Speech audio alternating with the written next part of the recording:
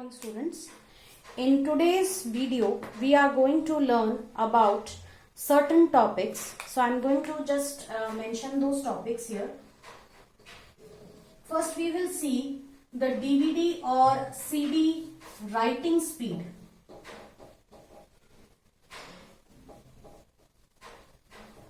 So we will see this first, that is DVD or CD writing speed. Then we will see Blu-ray discs, how they are different from CDs and DVDs, and we are also going to learn about mobile system organization. So we will first start with our very first topic, that is DVD or CD writing speed. In my previous lecture, I had already told you about how a CD or a DVD works. Okay, so you already know how a CD or a DVD works, but we did not discuss about what kind of writing speed they use. So for doing that, actually you might have seen speed is measured in this form, that is 48x and 75x. Now what is the meaning of 48x and 75x? So the meaning of 48x is 48 is multiplied by 150 kbps and 75x is also multiplied by 150 kbps.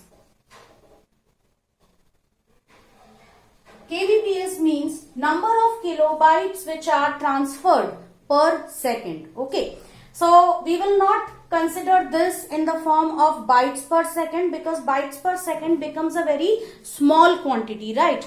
And because it is a very small quantity, hence this number might increase a lot. So we need to bring this number to a shorter value, hence we are taking, and because normally these devices they work at a very high speed, hence we need to specify it in the form of kbps. Now 48 into 150 kbps, so we would get, I will multiply these two.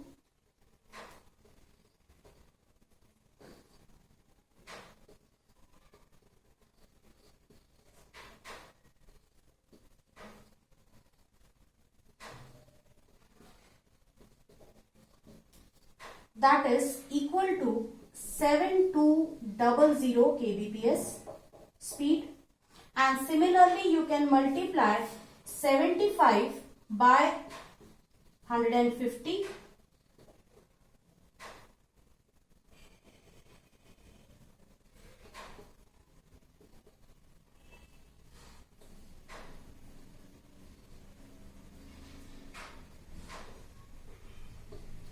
Which is equal to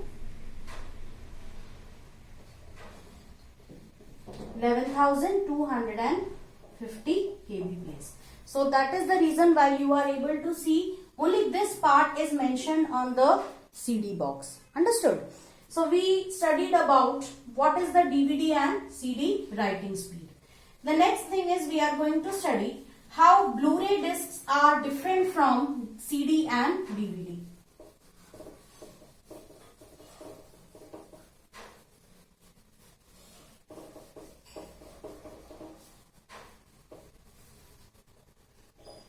So for this we first need to specify the three things, that is your CD, your DVD and your Blu-ray.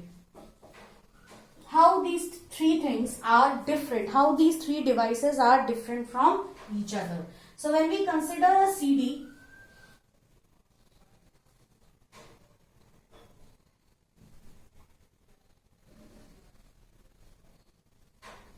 it contains one polycarbonate layer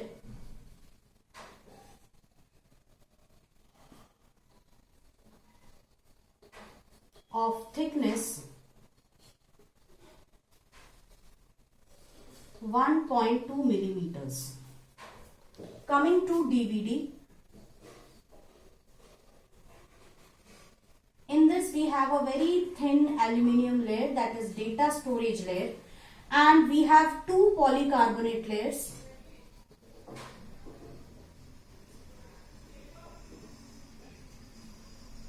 of thickness 0.6 mm. And coming to Blu-ray,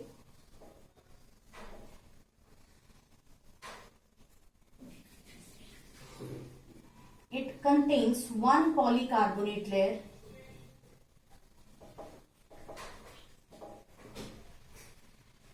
of thickness 1.1 mm. So this is the representation of CD, DVD and Blu-ray disc. Here we have one polycarbonate layer, which you can see the white area which you can see over here, that is referred to as the polycarbonate layer, which actually does the work of protecting your CD or DVD from damages. Okay, and this dark shaded layer which you can see on all the discs, this dark shaded layer is actually an aluminium layer which is used for storing your data in the form of lands and pits, as we had discussed in the previous class. So now over here we will see which type of laser light is used. So CD uses 780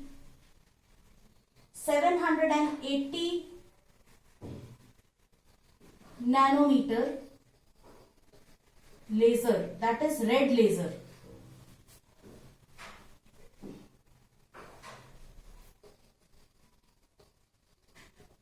DVD uses 650 nanometer red laser, and Blu-ray disc uses 405 nanometer red laser. So you can see over here that the why 780 nanometers red laser, because the wavelength of red laser is higher as compared to the wavelength of, I'm very sorry on this, it is not red laser, this is blue violet laser. Blue violet laser is used in Blu-ray discs, whose wavelength is much lesser as compared to the wavelength of red laser. Hence, it can penetrate into even smaller positions, into smaller locations, because we already know that the pits and lands in case of Blu-ray discs are very small as compared to that of CD. Hence, they occupy very less space, and because this ray has to penetrate into that less space, we need a ray whose wavelength is less. And because of this, the precision and accuracy is also more, which allows us to store HD quality videos. Okay. So now over here we can see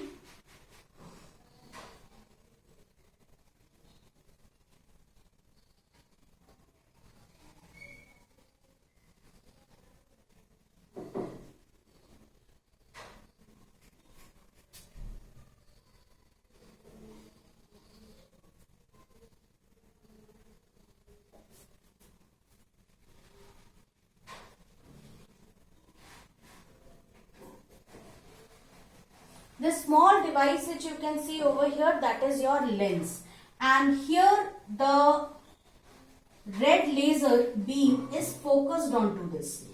So this is a red laser, this is a red laser, and this is a blue violet laser. So you can see how it is penetrating into this.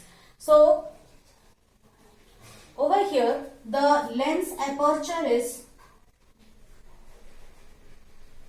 0.45, here the lens aperture is 0.6, and here the lens aperture is 0.8.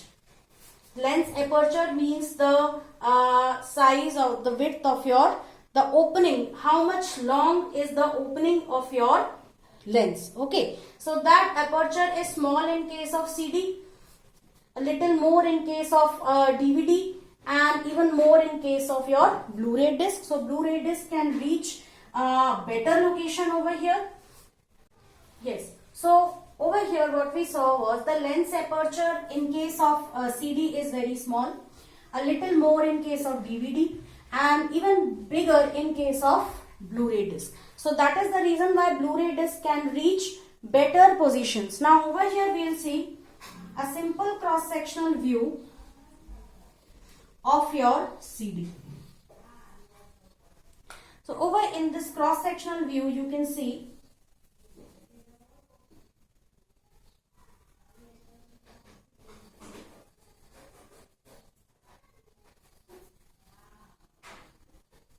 so here each of these lines represents a track. Each of these lines is a track, and on these lines you can see that these these are your pits, and certain areas are your lands. That is, these empty areas are your lands, and these circles or ellipses which you see within each of them, they are what? Pits. Okay, so wherever there is a one, as we discussed in the previous class, wherever there is a one bit, there will be a dip, that is, a pit will be formed, and after that if there are zeros, the pit continues. Then if there is again a change, that is 1, the pit again elevates back to the land, then again it continues. So this is the way in which data is recorded on your disk. So you can see over here how data is recorded in case of your CD. The distance between the tracks, which is known as your track pitch, is more in case of, is high, very high in case of CD. Coming to your DVD, this will be a little lesser in case of a DVD. So you can see a little more closely packed tracks over here, where the track pitch will be even smaller. Distance between the two tracks is even smaller in this case. And coming to our Blu-ray disc, it's even closely packed. It is so closely packed that each of these are represented within this box. The track pitch is very small here. So this is how data is packed on a Blu-ray disc. So you can see the track pitch is very high in CD, hence less amount of data is stored in a limited space. Then here track pitch is even less, so more amount of data can be stored, and here track pitch is even lesser, hence even a lot of data can be stored over here. So this is how CD, DVD and Blu-ray, these three types of discs are used. CDs and DVDs, CDs are almost, they are completely obsolete. Very few places might be there who use your CD. DVD is not obsolete, it is still being used, but people are slowly shifting over to your Blu-ray disc. Okay. Now talking about Blu-ray disc, students,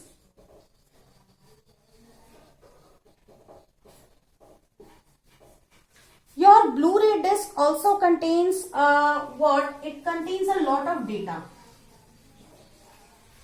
25 to 50 GB of data is contained in a single layer Blu-ray disc.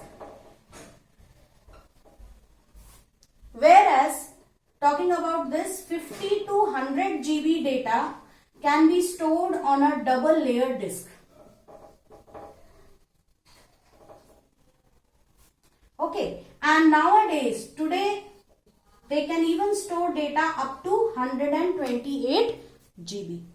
Got it? So this is how your Blu-ray disc works.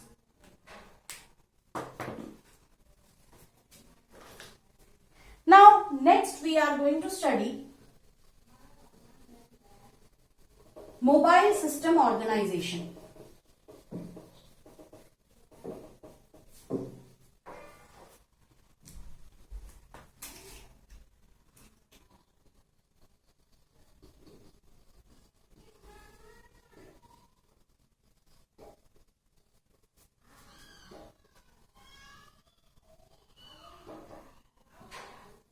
What is mobile system organization? So we are going to study this in my next video. Hello friends, in this video we are going to study about mobile system organization. So far we had been studying about computer architecture, the computer system organization, but today we are going to study about mobile system organization. Because our smartphones, our mobiles also are a type of computer, a small mini computer which is held on the top of your hand, which you can carry anywhere from one place to another. So how are mobiles considered as computers? We are going to see it in a detailed diagram over here. Students, you all have used smartphones.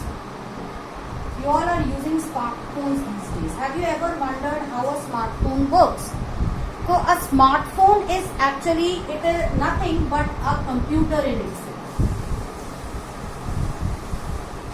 The smartphone is also a computer. So when we say that smartphone is a computer, so there might be a specific organization of the smartphone, how the smartphone is actually organized into various parts. So let us see those parts over here. So very first thing is, we have your digital signal processor, which is also known as your communications processor.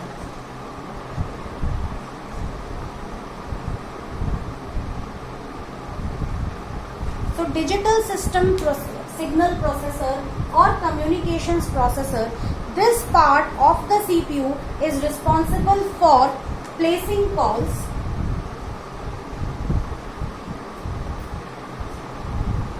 for receiving calls.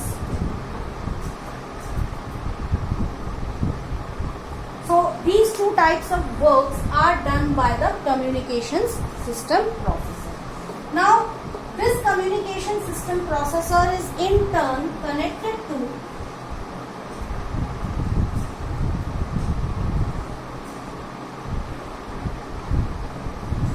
the radio signal management.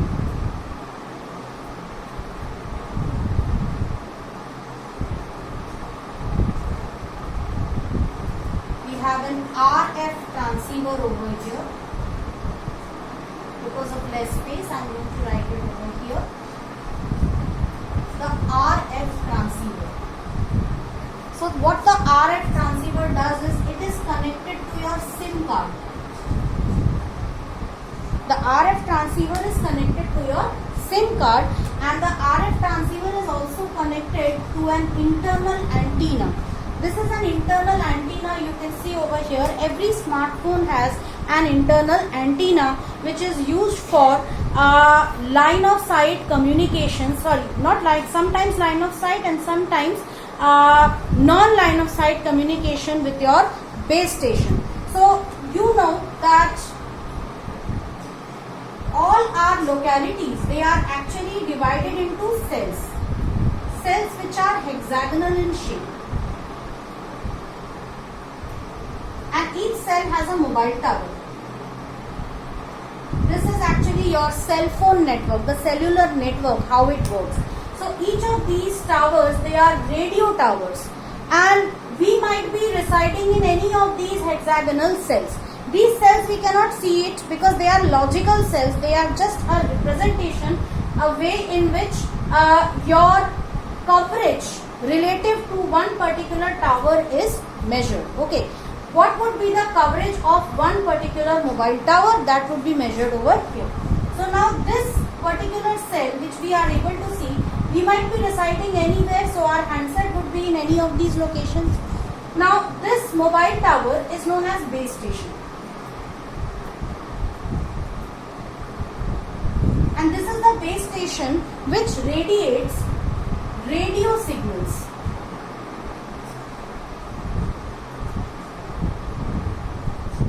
When we say it radiates radio signals, it means radio signals are those waves which are used for sending or receiving calls, sending or receiving voice calls, that is our voice data. It is used for sending and receiving our internet data, okay, as we have been using it through our Wi-Fi modems or WiMAX. Okay, so they are used basically for wireless communications, because our mobile device is a wireless device. Hence, radio signals are used by the mobile device for placing calls as well as for receiving calls. And hence there is an RF transceiver which is connected to the SIM. The SIM acts as a modem in certain cases. Why it acts as a modem? It converts the digital signals of your smartphone into radio signals, which can be sent to these base station, from one base station to the other base station, and this way you can place calls, right?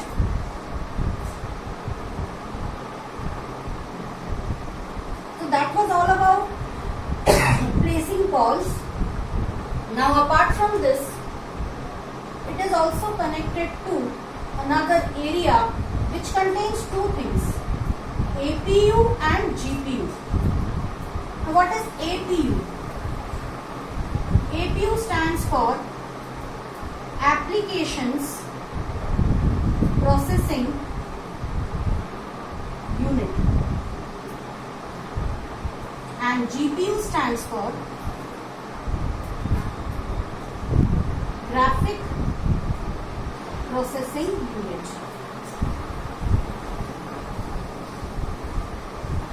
Now, Applications Processing Unit is responsible for running all apps, all the apps which are installed on your smartphone, right? And GPU is responsible for handling all the graphical operations. If you are playing a game which contains heavy graphics, if you are watching movies, if you are editing videos, so all these kind of applications, they need a lot of numerical calculations, okay, involving a large amount of data, and that is done by your GPU. Okay, so GPU handles all the graphics and APU handles all the apps.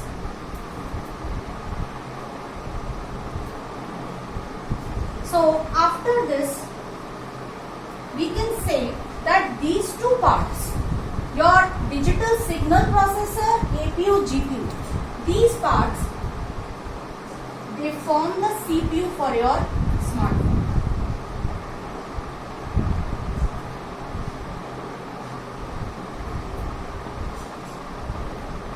So they form the CPU for your smartphone. Excuse me. So this is the CPU.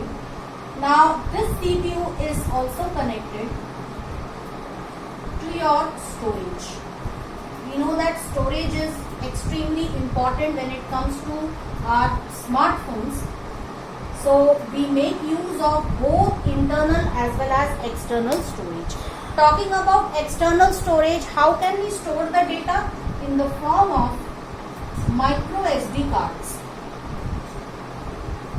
Okay, we insert micro SD card to store. If you are very fond of listening to music, you can store multiple songs in that card. If you are very fond of watching movies, you can store an 8 GB micro SD card, depending upon the amount of external storage your smartphone supports. Okay, so you have to use micro SD card as an external storage, and you have an internal storage also here.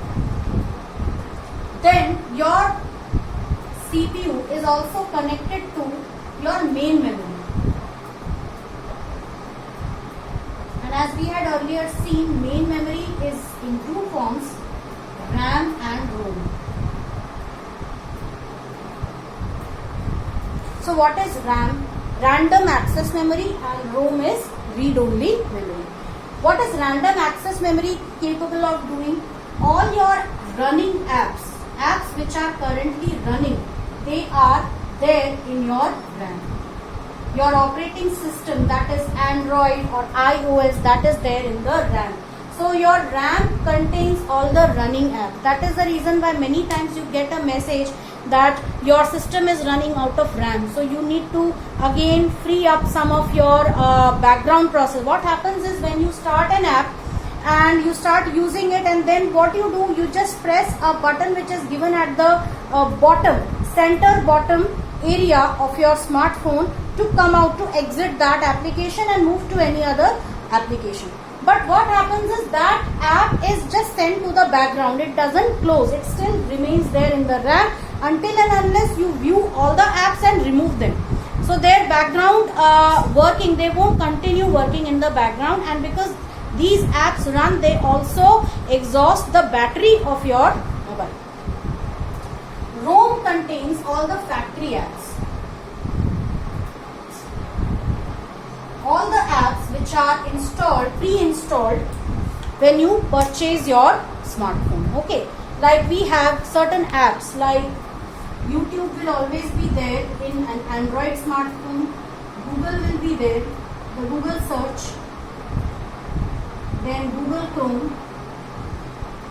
Then apart from this, some other device or make specific apps like MI Community. You need to ban. It is already banned in our country, but if you have a phone, a Chinese smartphone, you will be, and that too by Xiaomi, you will be having this MI Community app in that. Okay, you may, some apps, some of these smartphones may provide you facility to remove this, that is uninstall this.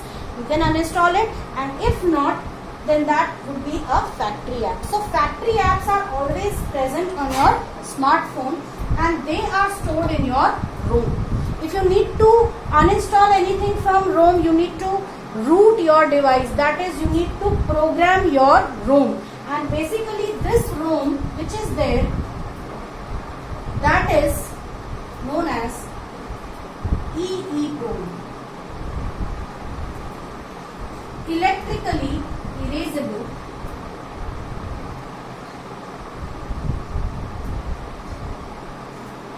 programmable read-only memory.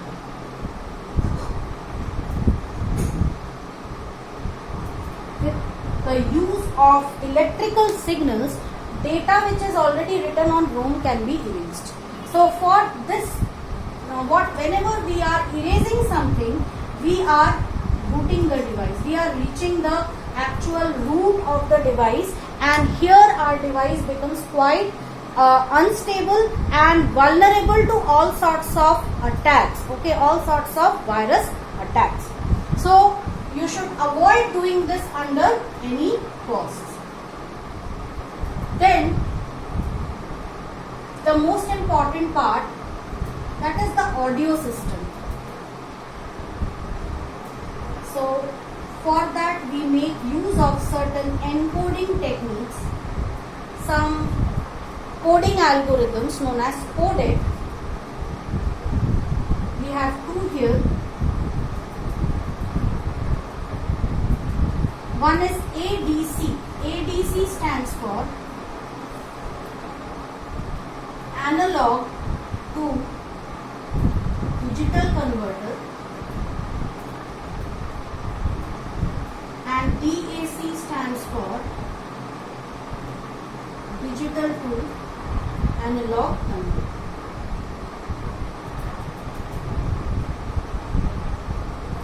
Okay, so we have analog to digital converter and digital to analog converter. Why analog to digital converter? Because it is connected to our speaker,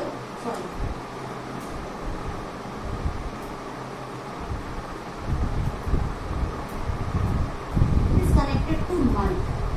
Whenever we are recording something, we are speaking something over the phone, our voice is in the form of analog signals which enters our device, and here it is converted into digital signals by analog to digital converter and stored in our computer or sent to somebody when we are making a call, or it is getting recorded and saved on your mobile device.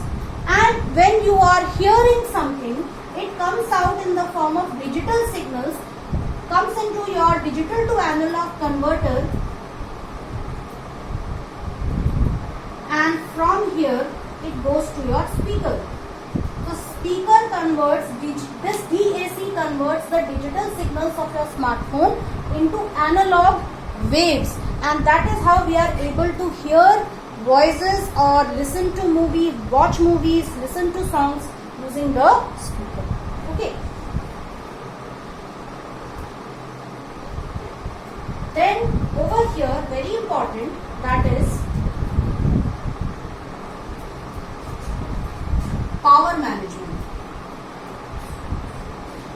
Many of us, we get very perplexed when it comes to our mobile's battery running out. Okay, what to do in that case? So we have power management for that, where we see there is battery management is connected to your battery pack. So it acts as a power source for your smartphone, charging point. So this part acts as a power source for your smartphone. Without this part, your smartphone will not work properly. Understood? So it is very important because your smartphone works on very less power. This power source, it provides very less power, and using that less power only, all these different operations take place. There are two more areas which we will be seeing here. One is your display subsystem,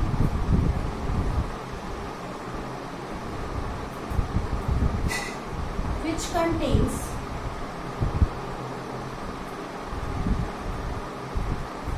a touch sensitive interface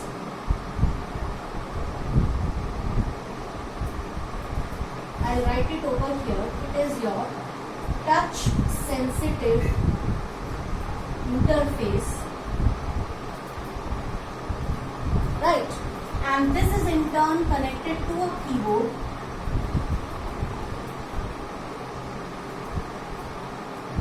and this keyboard, and also it is connected to the touch screen. This whole display subsystem is connected to your CPU. Now we know that our smartphones are touch sensitive devices. Okay, that is, we perform all our activities by touching on various areas of the smartphone, right? So how does it work? So whenever we need to type something, whenever we place our cursor in an empty box or in a text box, you will automatically get a keyboard which appears. So this is a soft keyboard, a software keyboard, right? And there is a touch screen also, that is your entire screen, mobile screen is a touch screen device. Wherever I touch with my fingertip anywhere on the touch screen surface, some activity is going to take place, right? Like if there is a button and I tap it, so some action might trigger. Got it? So this is how your display subsystem works. And sorry, this is okay. So display subsystem is also there, and because your touch screen is a part of your display subsystem, this is also an output device, because it is also displaying everything, and at the same time it is the input device also. So display and input, they work hand in hand in case of smartphones, but this is not the case with computers. Computers have a different input device and different output device, but the touch screen devices will be display also and input also. And this whole thing along with the CPU is connected to your camera unit. We know that without camera, nothing is possible these days. Even this lecture I am taking using the camera unit. Okay, so the camera unit is responsible for all the image, for clicking images, for image processing, for recording videos, everything. Understood? So this is our mobile system organization which we have studied today. Thank you all. That's all in this lecture. Maybach music. Can anybody out there